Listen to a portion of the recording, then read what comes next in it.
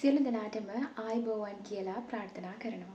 ඉතින් මුලින්ම මම කියන්න කැමතියි මේ උදා වුණා වූ 2026 අවුරුද්ද සියලු දෙනාගේම බලාපොරොත්තු ඉෂ්ට සිද්ධ වෙන ඒ වගේම කායික මානසික නිරෝගීමත් සුබ නවසරක් වෙන්න කියලා මුලින්ම මම ප්‍රාර්ථනා කරනවා.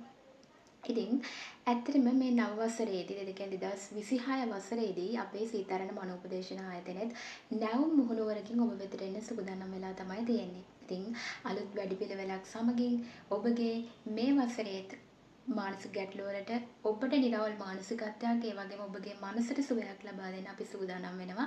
ඉතින් ඒ පිළිබඳවත් මතක් කරන ගමන් මේ පිළිබඳ වැඩි දුරටත් මම ඉදිරි වීඩියෝ එකකින් ඔබට ගෙන එනවා.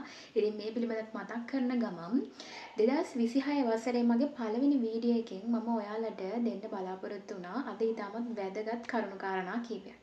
ඒ කියන්නේ මම හිතුවා පසුගිය 2025 වසර තුලදී මගේ මේ වෘත්තිමය උපදේශන සේවය තුලදී මම ලබාගත් අත්දැකීම් මොනවාද? මගේ සේවාලාභීන් එක්ක කටයුතු කරනකොට මම මේ ලබාගත් අත්දැකීම් එක්ක කොහොමද 2026 අවුරුද්ද මම ප්ලෑන් කරන්නේ?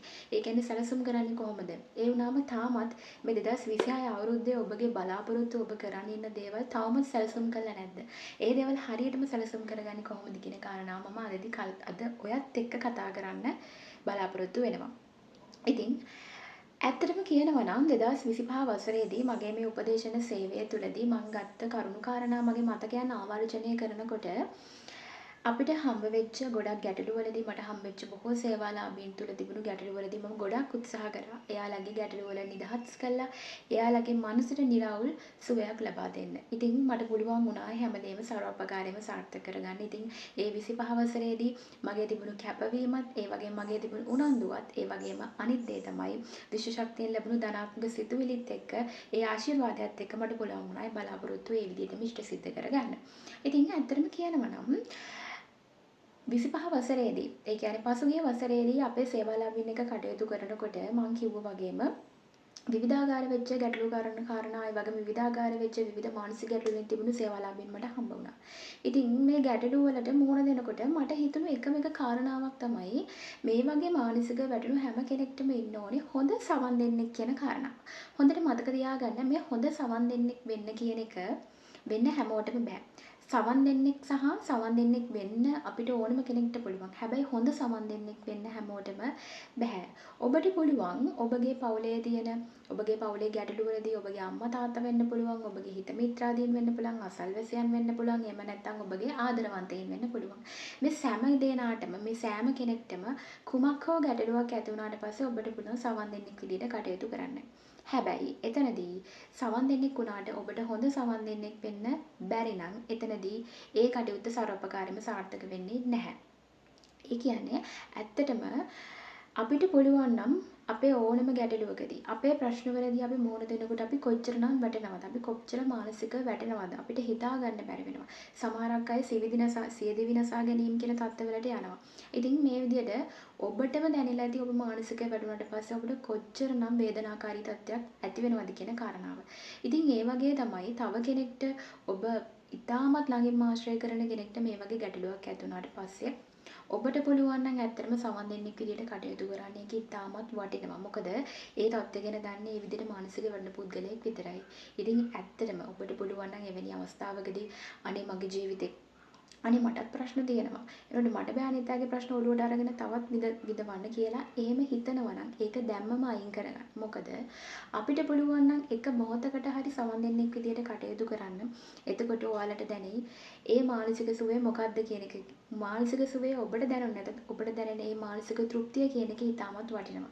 ඒක දැනෙන්නේ ඔබත් ඒ තත්ත්වයට පත් වෙච්ච දවසක තමයි. ඉතින් මේ අවුරුද්දේ ඔබත් කල්පනාකාරීව ඔබටත් පුළුවන් නම් පුංචිම හෝ ගැටලුවකදී තමන්ගේ හිත මිත්‍රාදීන්ට හොඳ සවන් දෙන්නෙක් වෙන්න එක ගොඩක්ම වැදගත් වෙයි. ඔබගේ ජීවිතයට ලොකු අත්දැකීම් රාශියක් එකතු කරගන්න පුළුවන් වෙයි කියලා මම විශ්වාස කරනවා.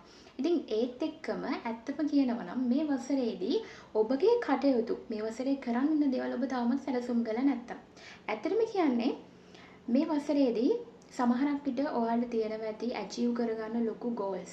ඒ වගේම ඔබගේ dreams තියෙනවා ඇති. ඇත්තටම කිව්වොත් dreams සහ මේ goals කියන්නේ දෙකක්. ඒ කියන්නේ ඉලක්ක සහ සිහින කියන්නේ දෙකක්. තාමත් ඔබ මේ වසරේදී ඔබගේ vision board එක නැත්නම් ඔබගේ action plan එක තාමත් ක්‍රියාත්මක කළා නැද්ද? තාමත් සැලසුම් කළා නැද්ද? එහෙනම් ඉක්මනටම සැලසුම් කරන්න. හැම කෙනෙක්ටම ජීවිතයේ තියෙන්න ඕනේ ඇක්ෂන් ප්ලෑන් එකක්. ඒ ඇක්ෂන් ප්ලෑන් එකත් එක්ක කටයුතු කරනකොට ඔයාගේ මේ ඩ්‍රීම්ස් ගෝල්ස් කියන දේවල් හරි ඉක්මනට ඔයාට අචීව් කරගන්න පුළුවන්. මම මුලින්ම කිව්වනේ ඩ්‍රීම්ස් කියලා කියන්නේ ඒ වගේම ගෝල්ස් කියලා කියන්නේ ඒ කියන්නේ ඉලක්ක සහ සිහින කියලා කියන්නේ ආකාර දෙකක්. මේ ඉලක්ක කියලා කියන්නේ ඔයාට මේ වසරේදීම ඔයාට ඇචීව් කරගන්න පුළුවන් ළඟා කරගන්න පුළුවන් දේවල්. ඒ කියන්නේ වසරක් ඇතුළත ඔයාට ඇචීව් කරගන්න පුළුවන් දේවල් තමයි ඔයාගේ ගෝල්ස් කියලා කියන්නේ. ඉලක්ක කියන්නේ. හැබැයි ඩ්‍රීම්ස් කියලා කියන්නේ ඔයා ඉදිරි අනාගත ඒ වෙන්න පුළුවන්. එහෙම නැත්නම් ඔබ වසර දෙක තුනක කාලයකදී ඇචීව් කරගන්න බලාපොරොත්තු වෙන දේවල් තමයි අපි සිහින කියලා දකින්නේ. ඉතින් සමහරක් විට පහුගිය වසරේ ඔබගේ ඇක්ෂන් ප්ලෑන් එකේ නැත්නම් ඔයාගේ විෂන් බෝඩ් එකේ ඔය ඇචීව්මන්ට්ස් ඔක්කොම ඔයාට ළඟා කරගන්න පුළුවන් වෙලා තියෙන්නත් පුළුවන්. හැබැයි ඒ ඇචීව්මන්ට්ස් වලින් සමහරක් විට ගෝල්ස් ඇන්ඩ් ඩ්‍රීම්ස් වලින් ඔයාට ඇචීව් කරගන්න පුළුවන් වෙලා තියෙන්නේ දෙකක් තුනක් වෙන්න පුළුවන්. හැබැයි අනිත් ඒවාට තාම ළඟා කරගන්න බැරි වුණා. හැබැයි ඒක ගැන ඔබ පසුතැවෙන්න එපා. ඔබට පුළුවන් මේ වසරේදී ඒ බලාපොරොත්තුත් එක්ක ඔබගේ අලුත් බලාපොරොත්තු මේ හැම දෙයක්ම එකතු කරලා හරි ලස්සනට ඔයාගේ ඇක්ෂන් ප්ලෑන් එක නිර්මාණය කරගන්න.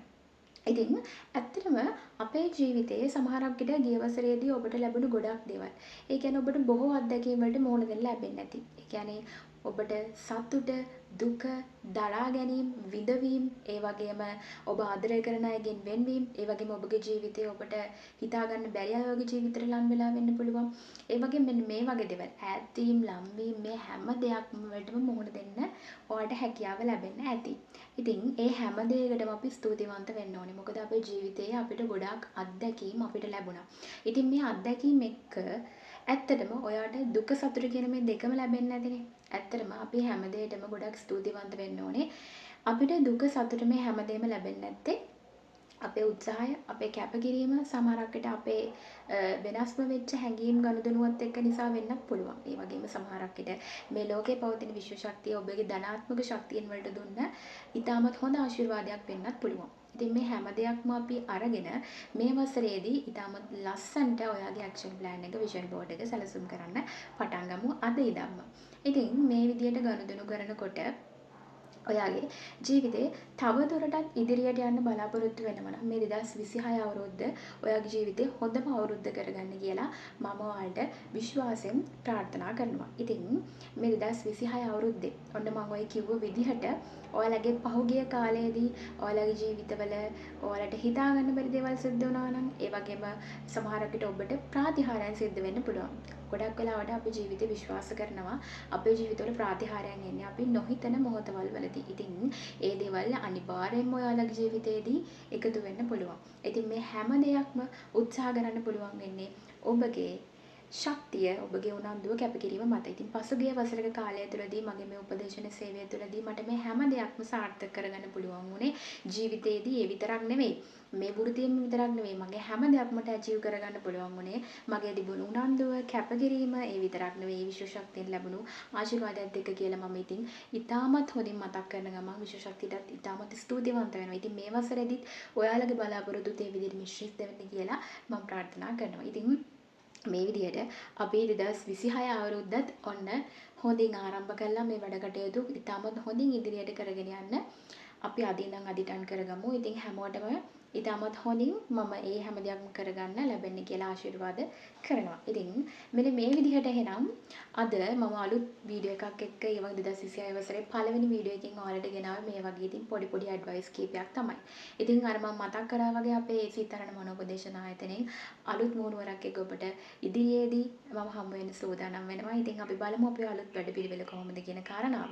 ඉතින් එහෙනම් අද දවසේදී මගේ මේ පුංචි වීඩියෝ එක ඉතාමත් සරලව ඉතාමත් හොඳින් අවසන් කරනවා. ඉතින් අවසාන වතාවටත් ප්‍රාර්ථනා කරන්නේ ඔබගේ ඕනම මානසික ගැටලුවකට ප්‍රතිකාර කිරීමට අපේ සිතාරණ මනෝපදේශන ආයතනය සූදානම්. ඉතින් හැමදාමත් අපිට වටෙන්නේ ඔබගේ නිරෝගීමත් කායික මානසික සුවය. ඉතින් මම එහෙනම් මගේ වීඩියෝ එක අවසන් කරන්නම්. ඔයාලා හැමෝටම බොහොමත් ස්තුතියි.